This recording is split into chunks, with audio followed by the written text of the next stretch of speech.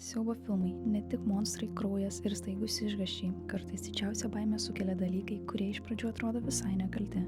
Meilė, noras susigrąžinti artimą žmogų, keista interneto legenda ar tiesiog jausmas, kad aplinkoje kažkas yra ne taip. Naujos kartos siaubo kūrėjai vis dažniau žaidžia ne tik su žiūrovo baime, bet ir su jo mintimis, emocijomis bei tuo, ko negalima lengvai paaiškinti. Su jumis sveikinasi kinomanija.lt. Užmeskime akį į 5 naujus siaubo filmus, kuriuose meilė virsta apsėdimu, žmonės praranda savo valią, kūnai ima keistis, o pažįstamos vietos tampa tikrais košmarais. Kiekvienas iš šių filmų savai parodo, kad kartais baisiausia yra ne tai, ką matai, o to, ko iki galo negali suprasti. Pirmas mūsų sąraše startuojantis filmas – Grąžink ją atgal. Tai australų režisierių Danny ir Michaelo Philippou darbas. Šios kūrėjų žiūrovai geriausiai prisimena iš siaubo filmo Kalbėk su manimi, kuris tapo vienu ryškiausių siaubo atradimų pastaraisiais metais. Šį kartą režisieriai vėl pasakoja antgamtinio siaubo istoriją, tačiau jie sieja su gedulu, šeimos trauma ir pavojingu noru susigrąžinti prarastą žmogų. Filmo centre Endis ir jo įseserė Piper, kurie po tėvo mirties patenka į paskirtos globėjos Lauros namus. Iš pradžių Laura atrodo kaip rūpestinga moteris, bet netrukus tampa aišku, kad jos namuose slypi kažkas grėsmingo. Ji visą dėmesį skiria Piper, o Andy pamažu stumia į šalį. Vėliau paaiškėja, kad Laura kadaise neteko dukters, o Piper yra labai panaši į ją. Būtent šis panašumas tampa pagrindiniu filmo šaltiniu. Lauros gedulas virsta liguisto apsėdimu, o noras susigrąžinti dukrą ima kelti pavojų vaikams. Įtampa sustiprina ir namuose gyvenantis berniukas Oliveris, kuris didžiąją laiko dalį praleidžia užrakintas savo kambaryje. Bėgant laikui, pastarojo elgesys tampa vis brutalesnis, o globėjos Lauros vis grėsmingesnis. Grąžink ją atgal nėra tik filmas apie keistą globėją ar antgamtinius ritualus. Jis siaubą kuria per slogią atmosferą, nejaukią tylą ir jausmą, kad šiuose namuose yra kažkas ne taip. Juosta išsiskiria stipria aktorių vaidyba. Įsimintinas Sally Hawkins vaidmuo padeda Laurą parodyti ne tik kaip bauginančią, bet ir kaip gedulo palaužtą moterį. Tai emociškai sunkus filmas apie netektį, kuri virsta apsėdimu ir meilę, peržengiančią moralės ribas. Backrooms – tai siaubo istorija gimusi internete, iš keistų forumų, tuščių geltonų kambarių, nuotraukų ir YouTube vaizdo įrašų išaugęs fenomenas ilgai buvo laikomas tik internetinė legenda. Tačiau režisierius Keinas Parsonsas, internete geriau žinomas kaip Kane Pixels, įrodė, kad ši idėja gali tapti visaverčiu kino filmu. Vienas įdomiausių faktų apie Backrooms jo kūrėjo amžius. Jam buvo vos 19 metų, kai prasidėjo filmo kūrimo darbai. Tai padarė jį vienu jauniausių režisierių, kuriems buvo patikėtas tokio masto projektas. Filmas nukelia į paslaptingą erdvę, sudarytą iš nesibaigiančių koridorių, vienodų kambarių ir klaidžių praėjimų. Tai vieta, kurioje įprastos pasaulio taisyklės nebegalioja. Čia baisiausia ne pabaisos ar kraupūs vaizdai, o jausmas, kad už kiekvieno kampo gali slypėti kažkas, ko žmogus nesugeba suvokti. Nors siužetas pateikia ne vieną paslaptį, filmas vengia viską paaiškinti tiesiogiai ir leidžia žiūrovui pačiam susigalvoti savo atsakymus. Viena įdomiausių filmo traktavimo galimybių yra tai, kad Backrooms veikia kaip keista atminties kopija. Jis sukuria vietas, kurios atrodo pažįstamos, bet kartu yra neteisingos. Kambariai, koridoriai ir net žmonių atvaizdai čia primena realybę, tačiau jose visada kažko trūksta. Dėl to žiūrovui tampa labai nejaukus jausmas. Lyg būtum vietoje, kurią turėtum pažinti, bet jau nebėra tavo pasaulio dalis. Backrooms siaubą kuria per atmosferą. Monotoniškas lempų zvimbimas, tušti kambariai, aidintys žingsniai ir geltonos sienos tampa beveik atskirų personažu. Atrodo, kad pati erdvė stebi kaip žmogų ir laukia, kol jis palūš. Būtent todėl filmas ne tik veikia kaip istorija apie pasiklydimą, bet ir kaip psichologinis siaubas apie žmogų įstrigusi savo paties baimėse. Ar įmanoma mylėti žmogų taip stipriai, kad galiausiai nebesuprastum, kur baigėsi tu ir prasideda jis? O kas nutiktų, jeigu du žmonės jungianti priklausomybė staiga taptų ne tik emocinė, bet ir fizinė?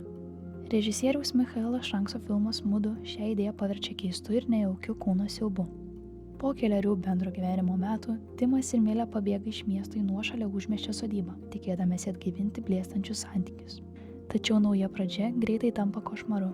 Žygio metu pora pasiklysta ir atsiduria paslaptingame urve, o po šios nakties tarp jų pradeda vykti kažkas nepaaiškinamo. Timą ir Milė ima traukti vieną prie kito tarsi magnetus, jų judesiai tampa sunkiai kontroliuojami, o netrukus pradeda keistis ir patys kūnai. Kuo labiau pora bando atsiskirti vienas nuo kito, tuo stipresnė tampa juos jungianti jėga. Paprasti prisilietimai virsta grėsme, artumas košmaru, o noras išsaugoti savo tapatybę tampa tikra kova. Filmas parodo, kad Timas ir Milė jau seniai yra priklausomi vienas nuo kito, tačiau kartu abu bijo visiškai prarasti save.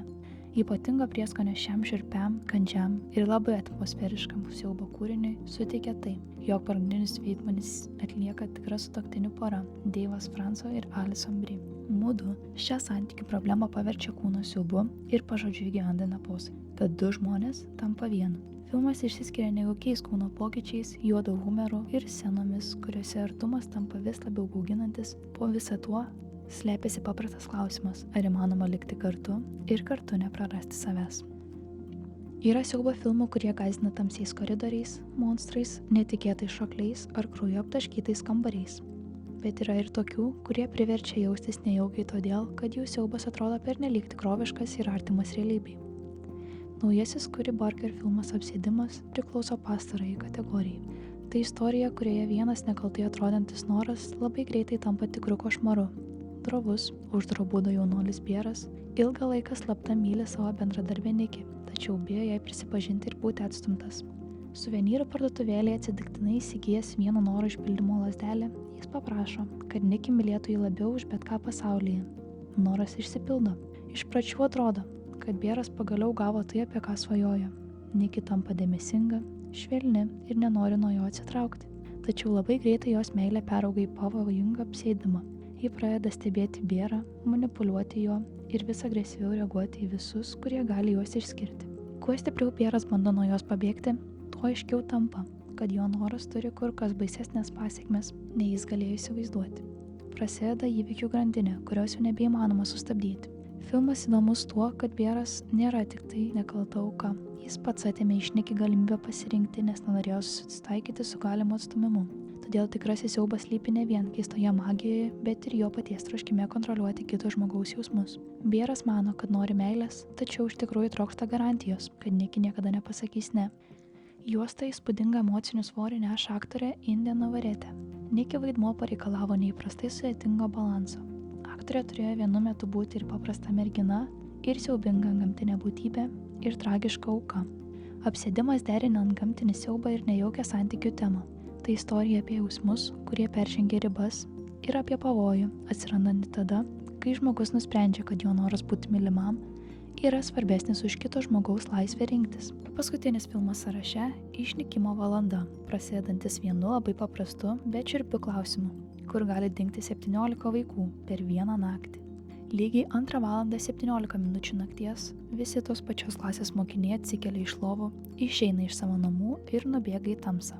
Kitą rytą klasėje pasirodo tik vienas berniukas. Niekas nežino, kur dingo kiti ir kodėl visi išėjo tuo pačiu metu. Įtarimai greitai krypsta į jų mokytoją Justiną, nors ji pati neturi atsakymų. Tėvai ima ieškoti kaltų, policija įrodymų, o vienas iš dingusiųjų vaikų tėvų nusprendžia pradėti savo tyrimą. Kuo giliau jis kapstosi, tuo daugiau atsiranda keistų sutapimų, nepaaiškinamo elgesio ir ženklų, kad vaikai galbūt dingo ne savo noru. Išnykimo valanda paslaptį atskleidžia po truputį. Tie patys įvykiai kelis kartus rodomi skirtingų žmonių akimis, todėl žiūrovas pats turi dėlioti užuominas ir suprasti, kaip iš pirmo žvilgsnio nesusiję veikėjai tampa vienos istorijos dalimi. Net originalus filmo pavadinimas Weapons įgauna kitą prasmę. Čia ginklu gali tapti ne daiktas, o pats žmogus, kai kas nors perima jo valią.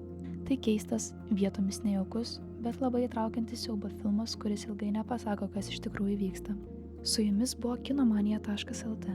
Nepamirškite paspausti patinka mygtuką, palikti komentarą, ką dar mums vertėtų apžvelgti ir užprenumeruokite kanalą.